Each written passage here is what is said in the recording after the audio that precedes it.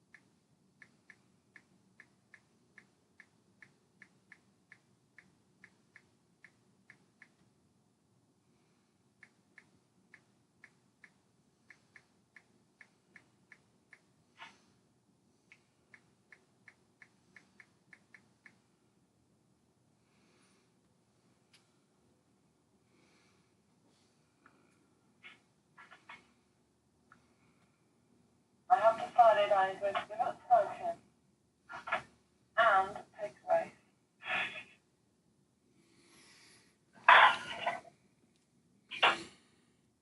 That's a good thing to give up, but don't give up smoking things that are not tobacco. Well, I'm going to try and experiment with that and put it in my food, my dinner. Oh, that works.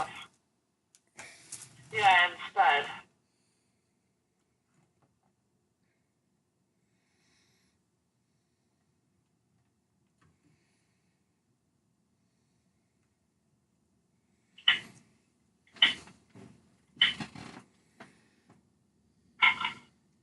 And I'm going to put the money away. We're on in seconds. Alright, okay, be quiet.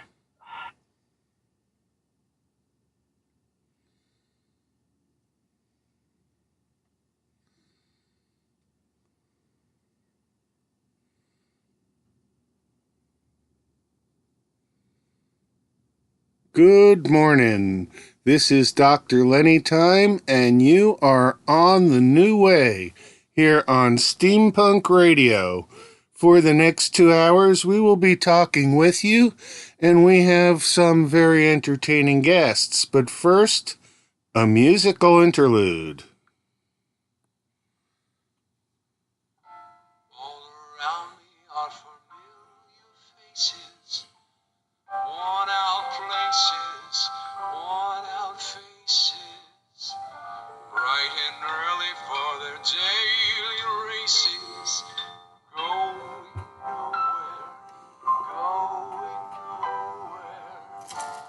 Their tears are filling up their glasses, no expression, no expression. Hide my head, I want to drown my sorrow. No tomorrow, no tomorrow. And I find it kind of funny, find it kind of sad. The dreams in which I'm dying are the best I ever had. I find it hard to tell you, find it hard to say. When people run in circles, it's a very, very bad world. Children waiting for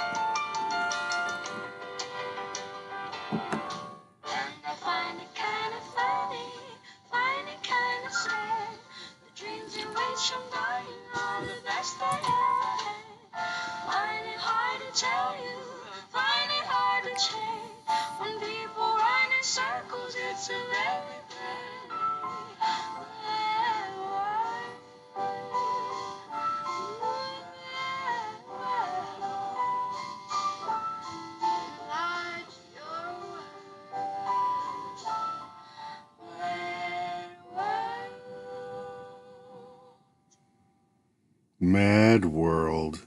Yeah, I would say that's what it is. The mental health state of the world right now is totally insane. We have people who are bouncing off the walls and fearing everything, including fear itself. But the way to get self-help is by listening to the words self-help. And yourself, your higher self, is the person who should be guiding you through everything. The higher self takes its cues from the lower self, and the lower self, you take your cues from the surroundings and the other people who we're dealing with. And right now, it's a mad world.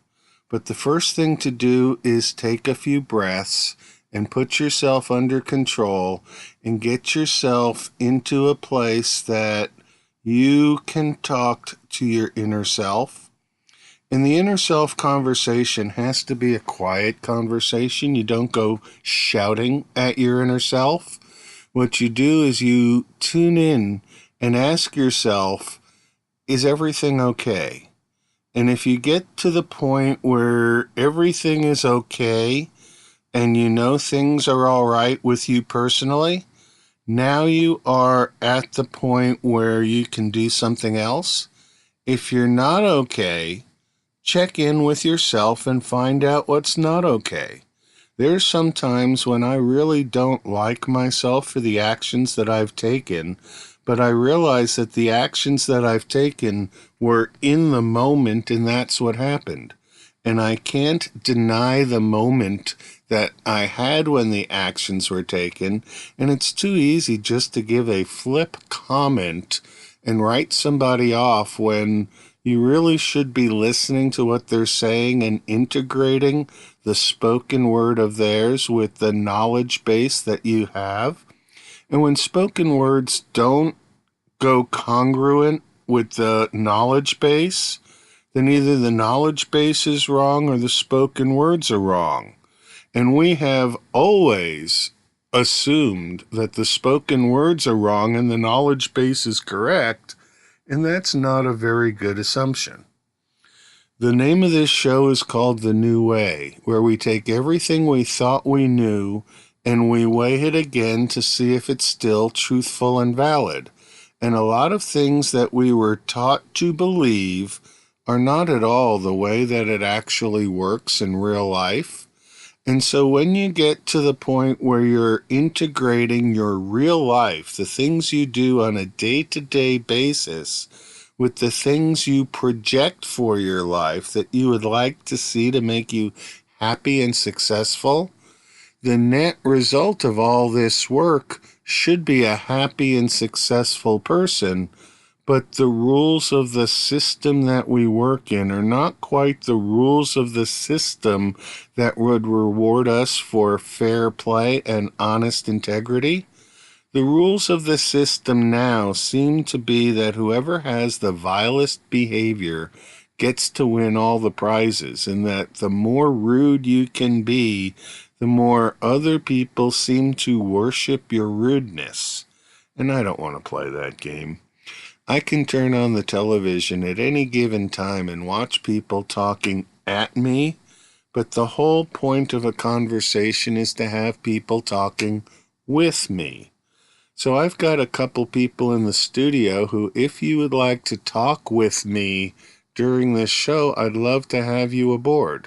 So mic in and we'll start the conversation wherever you'd like to, because the guest we had planned on will be showing up sooner or later. Good morning, Mel. How are you today? Or good afternoon, I should say. Good afternoon. Good afternoon, Lenny. Good afternoon, listeners. Yes, I'm very good today, thank you. Yes, it's been an interesting week, hasn't it, Mel? Very interesting, yes. There's been a lot of repressed emotions with people coming out. People feeling a lot of fatigue and tiredness. Some people experiencing feeling dissociated, a bit disconnected. These different, using the collective term energies, changes affect different people in very different ways, which always makes it interesting. I have found that my energy this week has been in pretty good shape. I was on the road, and when I got home, things just seemed to work out like magic. And most of the tasks that I have in front of me are extremely manageable tasks over long term. So I'm having a very pleasant time in my day-to-day spheres. But I do talk to a lot of people, and there are a lot of people that I guess the term would be wigging out, where Yeah. just the world as it's approached no longer fits with their image of the world, and they seem to be angry with that instead of accepting. I think that's the key, Lenny, because I've been the same. But I think, those who are, I think what this does is it accentuates the changes in the energies, accentuates a kind of baseline. So if you're generally underneath quite angry at yourself or others or your life or at the system, then this will bring that out. If you're at peace with it, it will bring that out. If you're anxious, it will bring that out. So I think that's what happens. So times like this, I think it's an opportunity for people to see their own reflection in their behaviour, to see what underlies their behaviour, so that it's an opportunity for healing. I think you're right. I think that what we have is a time that almost acts like a mirror. And that if we look in that mirror and we see something in ourselves that we don't like, instead of working calmly to change it, instead we aggravate frustrations and come out and lash at ourselves. And really, how you treat yourself is an indicator to how other people should be treating you. If people come and talk with me and they're self-depreciating, that gives me an excuse to join them and depreciate on them instead of really feeling a loving kindness that they should be feeling towards themselves. And so the work that we all have to do is first person work, but there's a lot of transference that takes place where we take what we're feeling and we assign those emotions to somebody else and make them almost like a straw man so that we can start an argument and pick on them to work out the problems that we're really having from within. But you reach a stage where you've solved the problems from within and you look at things differently, and you're not really directly connected to the energies of the world. So we can step back and look at how mad the world is. Maybe this is where the concept comes from, that, the concept that's talked about, that we all have a life plan that we agreed to, or we created before birth, and that we incarnate within groups of soul families, which help, and each member of the family will help other members of the family learn lessons or overcome challenges in that incarnation, that lifetime. So maybe that's where this comes from, because we use other people, animals, our physical environment, like you were suggesting, to help us learn about ourselves, which is where the idea that everything we perceive is simply a reflection of our inner self in order to help us overcome challenges. So it's another way of explaining all of those ideas and concepts. Yeah, I realize that I am in a position where I talk to my cats. And so by observing the cats and their behavior, it's sort of a tell on my behavior. Because if the cats are feisty, it usually comes up that I'm feisty also. And so, like this morning, tripod moved in and crawled into bed and curled up and fell asleep right on the pillow. So he had the pillow, I was awake. So 5:30 in the morning, I started doing things. And then after he was tired, he left, and 2 minutes later, Einstein appeared. And now Einstein is here occupying the back of the chair that I'm sitting on, so that I've got my purring kitty right next to me as I conduct the show. Well, I talk to my cats all the time, so I completely understand what you're saying.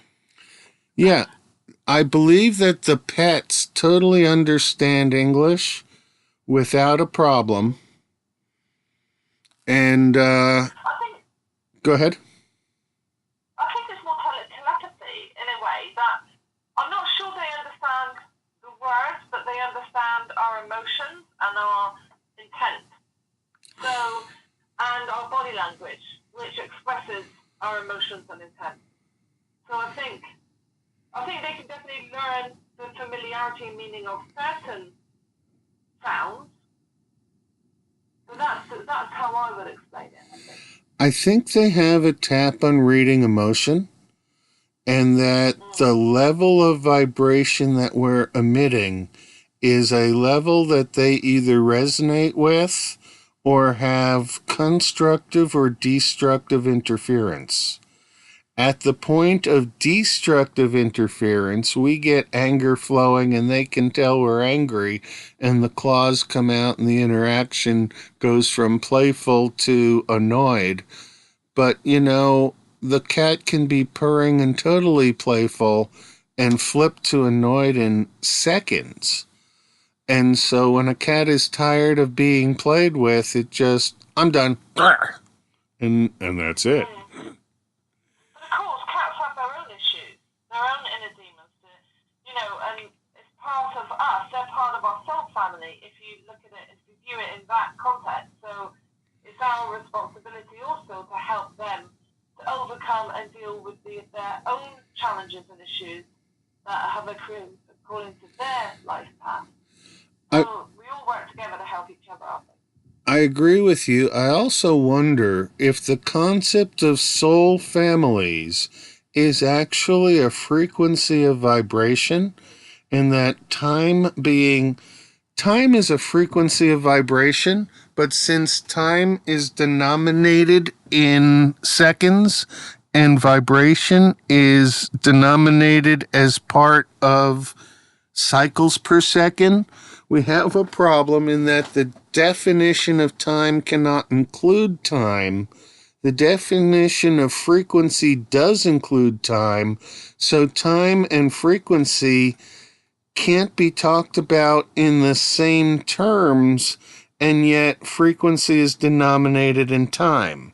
So there's a base problem with the concept of time, and I've now met enough people that I resonate with, that I know from other time periods, that I can call up either in my Akashic history or in the conversations that I've had with people, such that I know I've spent time in ancient Egypt, I know I've spent time in the Renaissance, and I know I've spent time on the planet of Mars.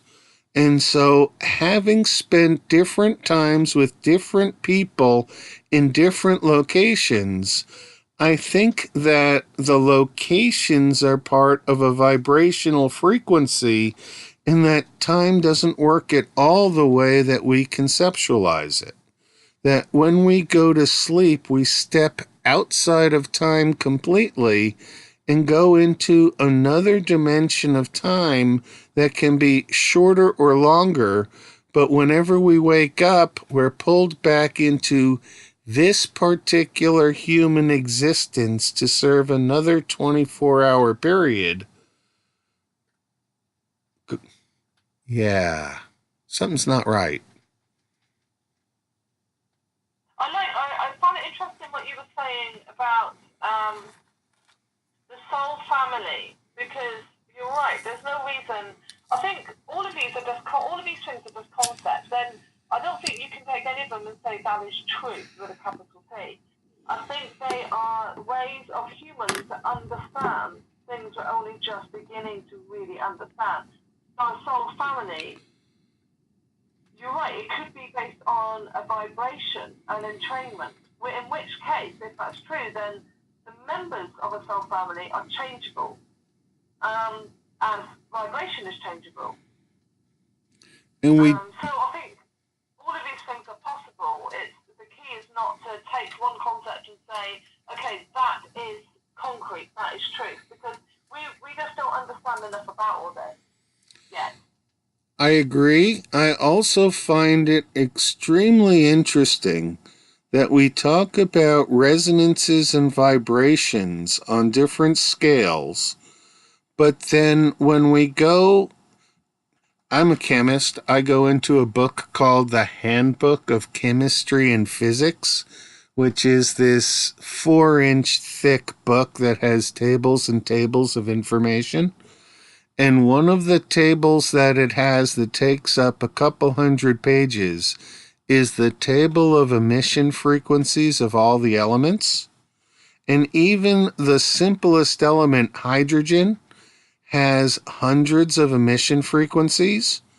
And so when we talk about frequencies and resonances, there are so many frequencies and resonances in the whole scale of our beings.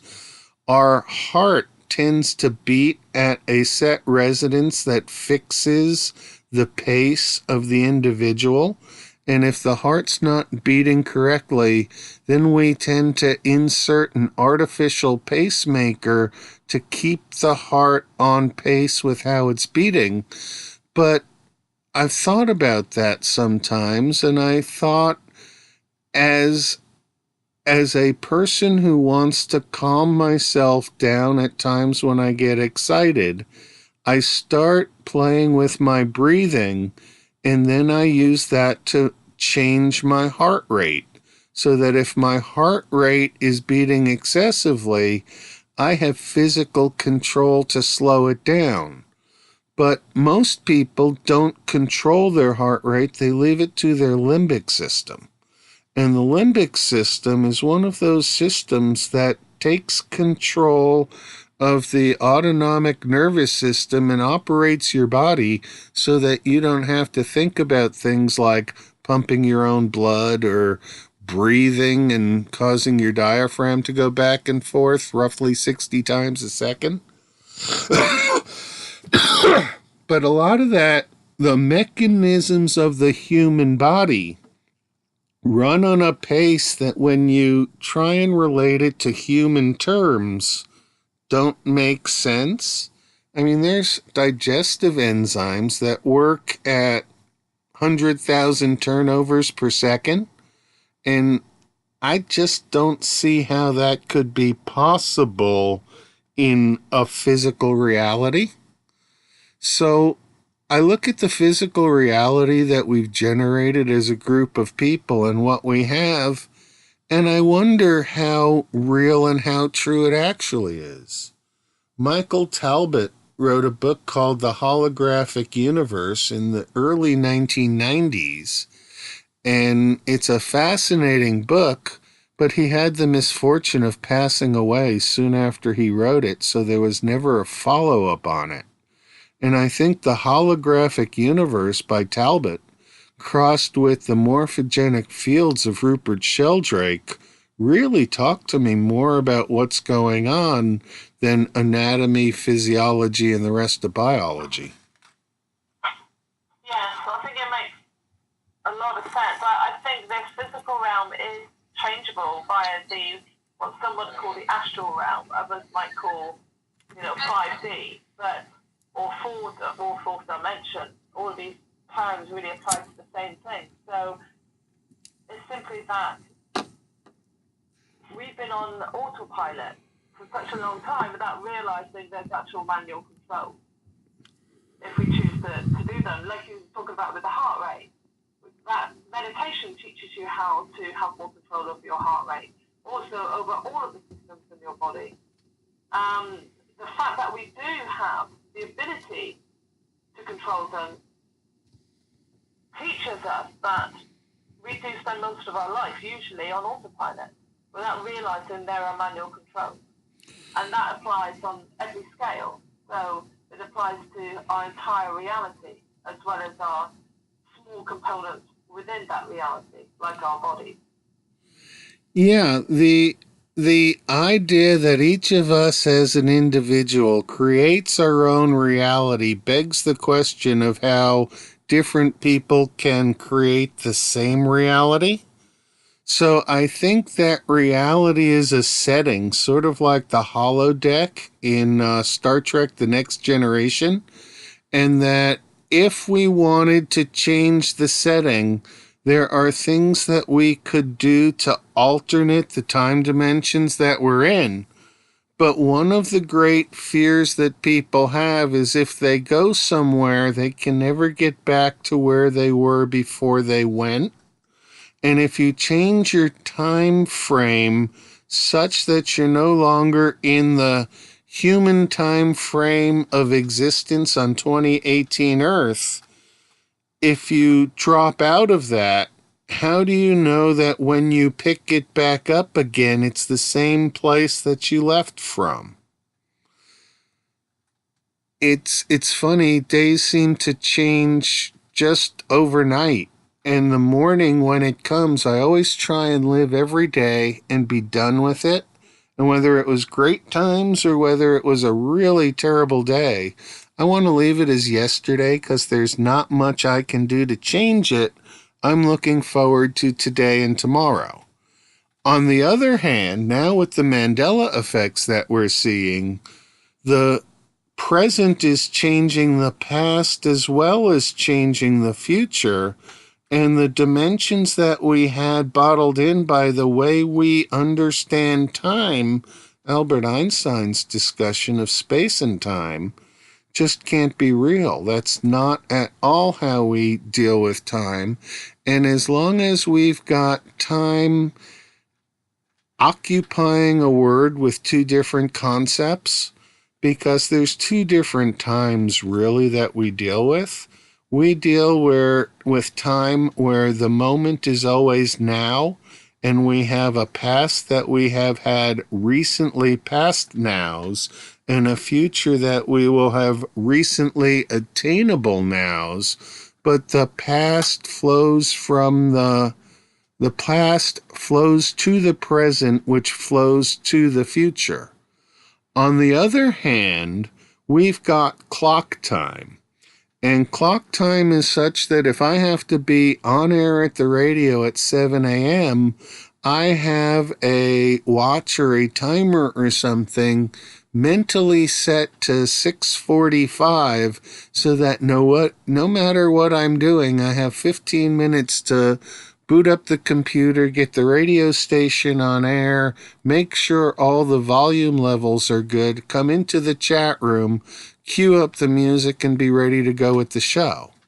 And I know that if I don't leave myself 15 minutes to do 5 minutes of task, if something goes wrong, I don't have the time to fix it before the show happens.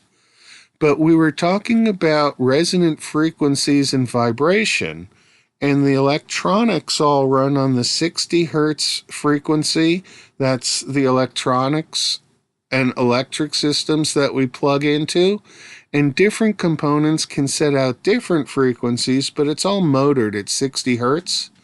So if we are resonating in a ground state that is much, much lower than 60 hertz, then I think that what we're seeing is that some of us that have higher resonance states and low ground states have a higher energy range than the capability of the electronics. And so the electronics doesn't work at the speed we need it to work at, because we're moving faster in the increments of time than the electronics is allowing for by its setup of 100 milliseconds per second and 60 seconds per minute and 60 minutes per hour. Now, I've got devices that are supposedly synced to each other, because everything's synced off a master clock, and yet the devices are running about a minute and a half apart. So that when it's time to start the radio show and the clock ticks 7 o'clock, there's still about a minute and 20 seconds before the station actually cues me that I'm on air. And at the end of the show, we get that same sort of broadcast interruption. And so the things that we're expected to learn from our knowledge of time are breaking down as we resonate at a frequency that is faster than the options that time allows us. But obviously we're still functioning within that time, but we're also functioning without that time. And understanding how we're functioning without that time, I think, is really the key to space and time travel. And from the indications that I can see with the society that is going on now, what we've got is that some people have invented time travel and gone back and changed certain aspects of history to shift the timeline of the Earth that we were on to a timeline that we're no longer on. Hey, good morning, Bridgette. I've got feedback from your loop. I'm not hearing you either.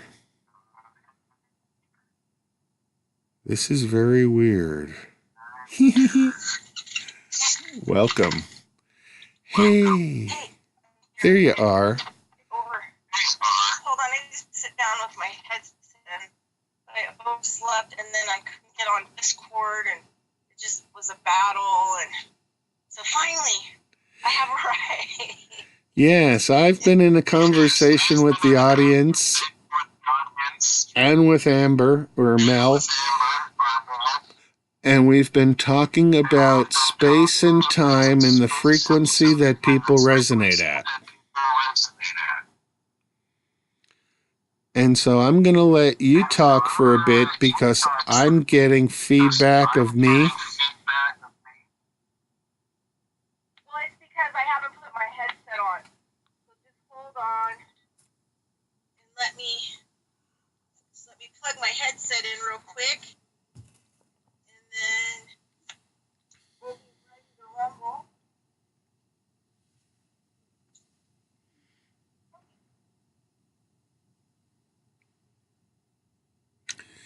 This is the new... You could mute this end while she's sorting her headset out. That's a possibility. Okay, this should be better. Is that better? Yes, now I can no longer hear myself in your background. See, technology.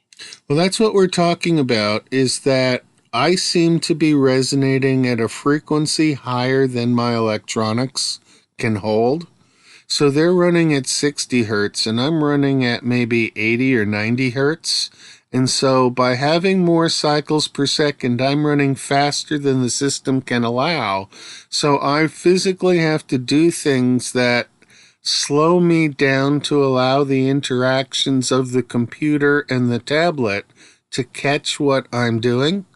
And so now when I boot in my computer, no matter where I have the Wi-Fi set on the tablet, I have to make sure that the Wi-Fi is turned on after the computer, and then I have to reboot the computer, and then it comes up and picks up the Wi-Fi. And then after I've picked up the Wi-Fi, I can open up Firefox, but then I have to open it up again and let it tell me to close the original one before it'll open and actually work. How I found that process, I'm not sure, but that's the process that works. And so by going through this ritual and doing it the same way every day, I know that I can get the computer working, even though it is fussy at times when I just turn it on and want it to work. But since everything is planned for the radio show, I use the same ritual every time when I start up, And so that way I'm in the mode where I can be the radio talk show host. You've had a lot of experience at radio talk show host recently, and I've been listening to your broadcast on Revolution Radio, freedomslips.com, Yeah. and you're getting some people who are really talking about good stuff. Yeah, no, I'm the grassroots lady. I want to have the people who, well, my show is carrying stones and digging holes. So I want to actually have people on my show who are actually carrying stones and digging holes and not just, burying their head in the sand or channeling information, like I want people who are like actually, hands-on working on, their part of change, their part of going down the rabbit hole and one of my favorite statements is assembling a new construct, individually. That may take hold collectively, but yeah, another Friday, Mona, Skypes me because Ella can't do her show, Whistleblower Nation, all of a sudden, so Mona produces it, so Mona, is going to have to do it for her, and so Mona Skyped me and said, hey, would you help me do Ella's show? I was like, fine, that's fine, I'll help you do that show.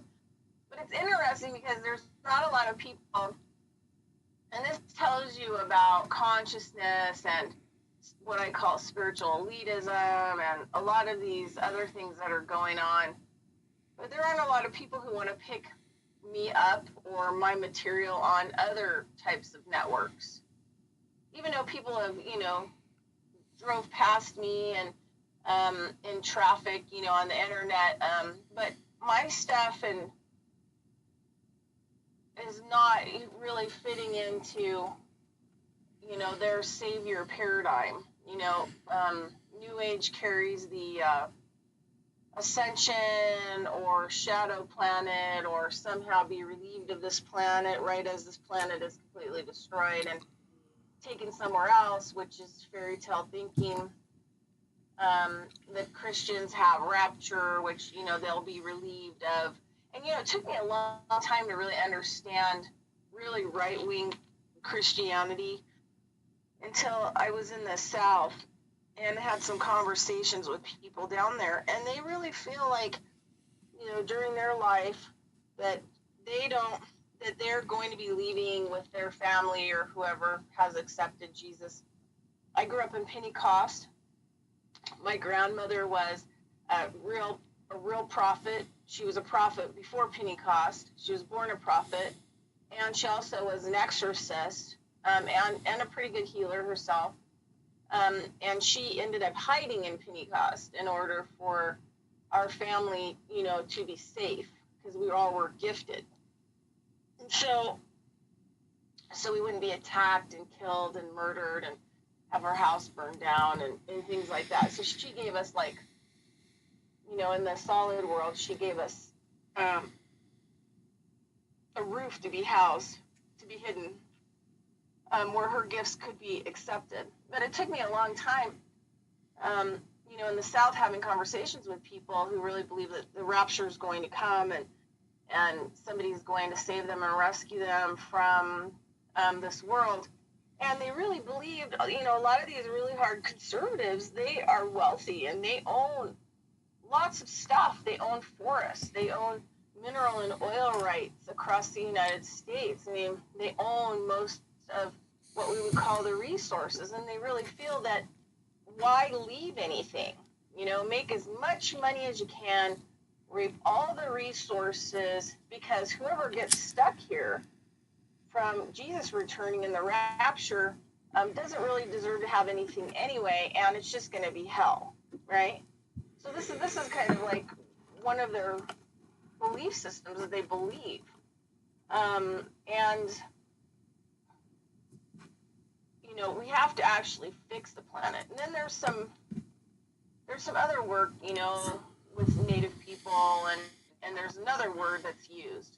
So you have rapture that the Christians have, that Jesus is going to save them and take them away somewhere after they've destroyed a whole planet.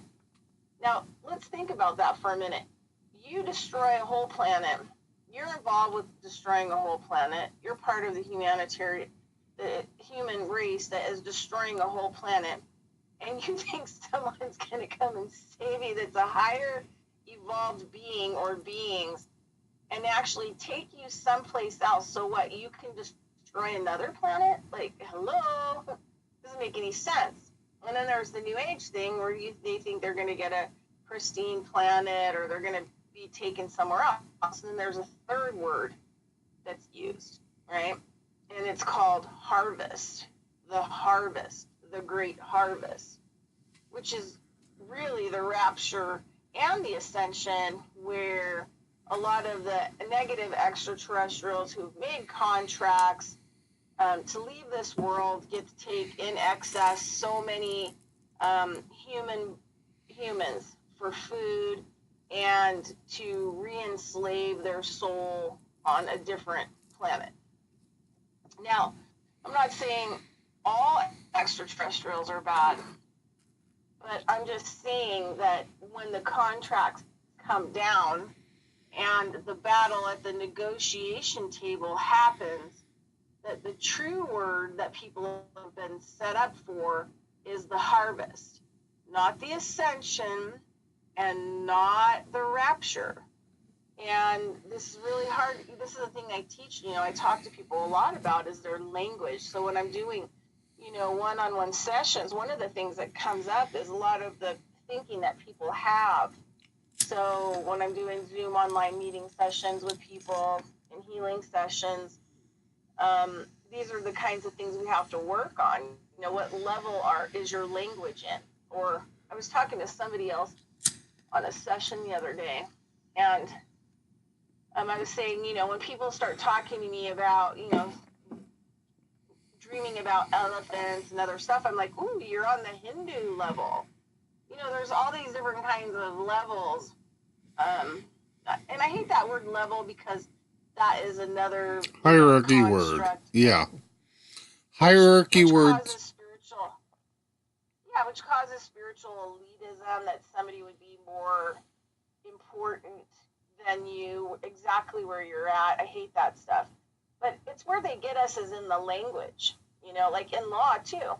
The word that you're going to use in the law language is the same word in the Marianne dictionary that you're looking at.